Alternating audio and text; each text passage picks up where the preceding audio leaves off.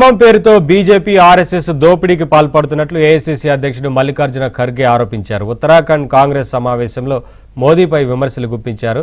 ఉత్తరాఖండ్ నుంచే శంకారావం పూరిస్తున్నామని, కాంగ్రెస్ కూటమి అధికారంలోకి రావడం ఖాయమన్నారు.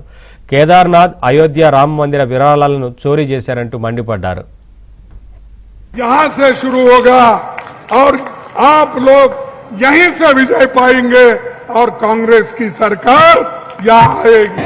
और आरएसएस के लोग हो या बीजेपी के, धर्म के नाम पे सबको कुछ कहना चाहते। धर्म के नाम पे तो आप लूट रहे हो। इधर हमारे उत्तराखंड में भी केदारनाथ और बद्रीनाथ, उधर नीचे अगर जाते हैं तो राम मंदिर लूटो बांटो, लूट रहे, कोई पकड़